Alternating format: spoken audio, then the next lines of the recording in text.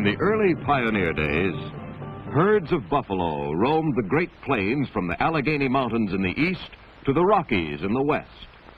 People say they numbered over 100 million.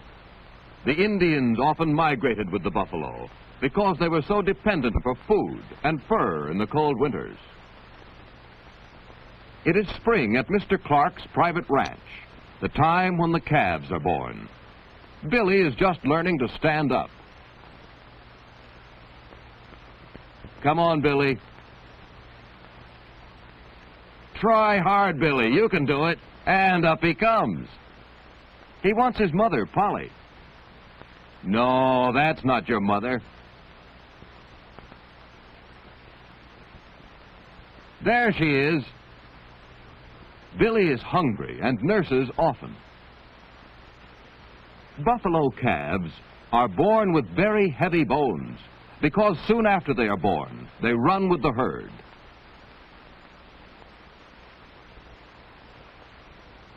The long fur mane around Polly's neck and shoulders is permanent, but she sheds the rest of her coat each spring.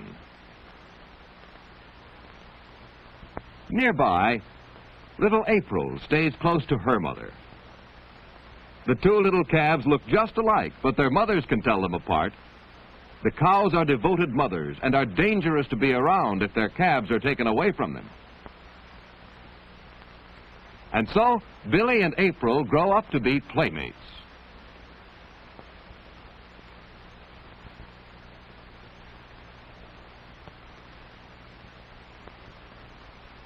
Now that grazing is poor, the buffalo have 2 meals a day of grain and hay.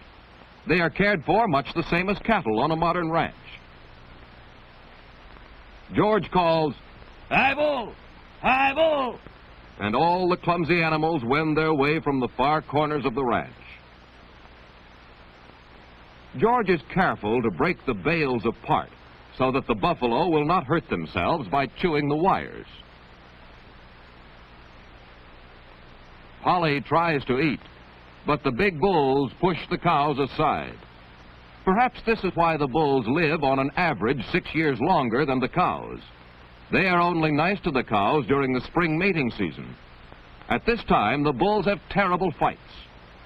Little Billie looks confused.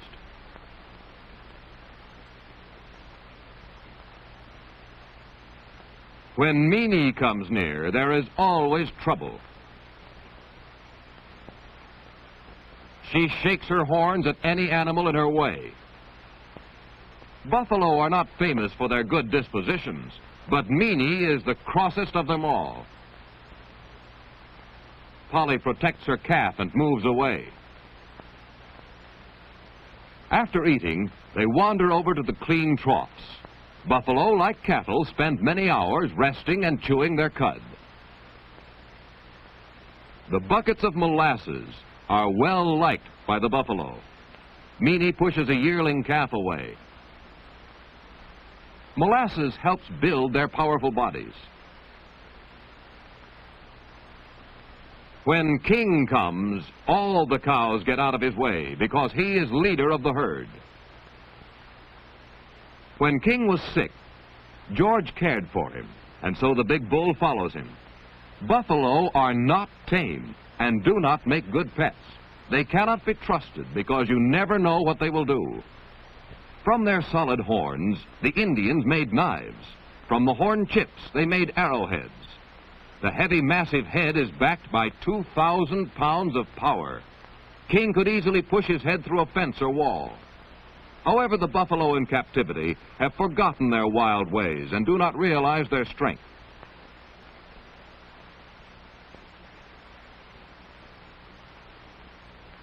King wants the whole bucket.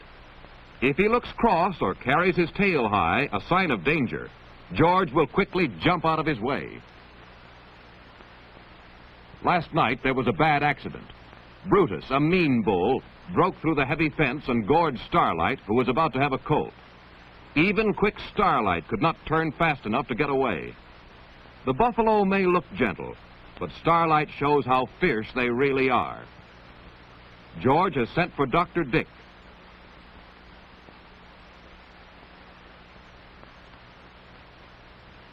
Starlight's wound healed with hardly a scar, and she had her fine coat. Ginger.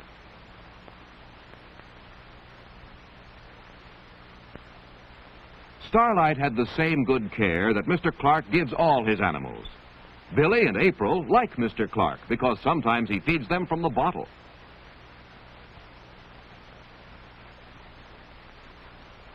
They wander near the teepees that Mr. Clark made to show visitors the importance of the buffalo to the Indians. The buffalo would be extinct today if it had not been for our government and a few public-spirited men like Mr. Clark.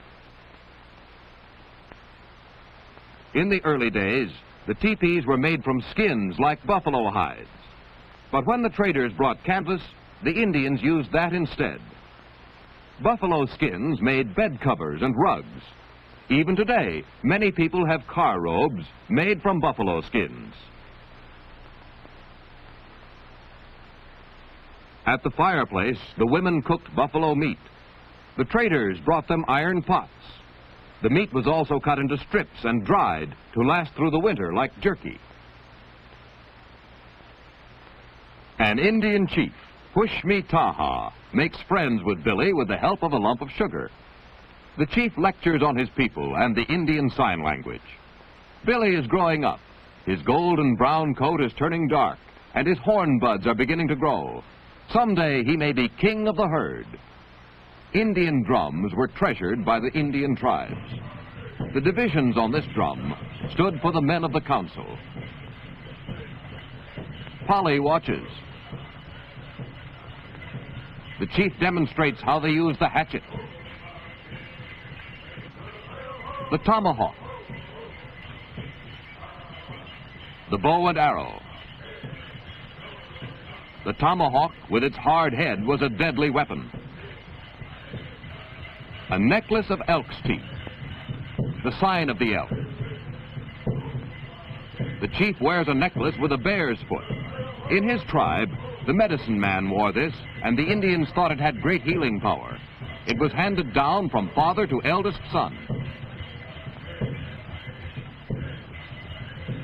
Another necklace of turquoise and silver. Long before the white man came, Indians fashioned jewelry from silver and copper. In this tribe, the medicine man wore a headpiece of buffalo fur and horns because the Indians believed he received his strength and healing power from the buffalo. The Indian sign for buffalo. In sign language, the chief says, "I am hungry. I want bread and meat."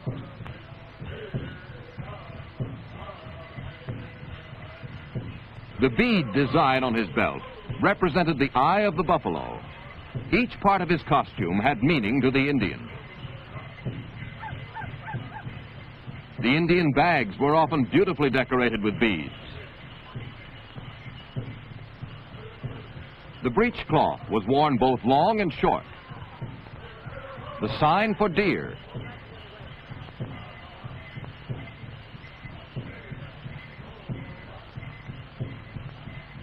The heavy buffalo hide made soles for their moccasins. The bead design stood for a row of teepees, thus his village, his home, the sign for home. The fringe was ornamental. Also, the rain would roll off the fringe and keep the Indian drier. The chief shows how the Indian could drag his breechcloth in dusty weather and wipe out his footprints if he were being followed. The medicine man's dance warded off the evil spirits and was supposed to bring health and happiness to his tribe.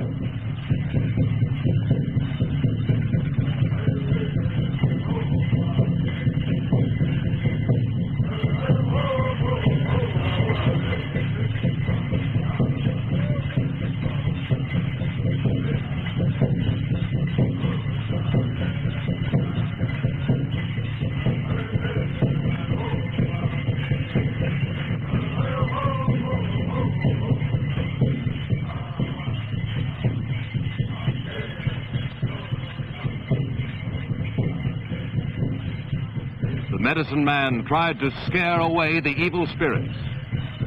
The Indians believed him and felt reassured.